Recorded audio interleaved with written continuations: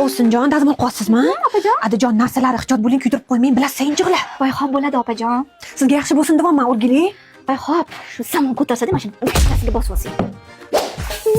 Ovsinjon, mana manbitlarni ham yaxshilab, plintuslarni ustini ham arting. Eng chang bo'ladigan joy. Xo'p, Shetda, bilasiz asallarni. Xo'p bo'ladi, aytganingizdek. Chaqqon qiling.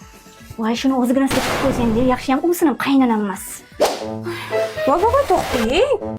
Bularni kir mashinada yuvmaydi, qo'lingizda ishqalab yuvishingiz kerak. Hamma ishni o'zim qilganimga tezroq bo'lay dedim-da, opajon.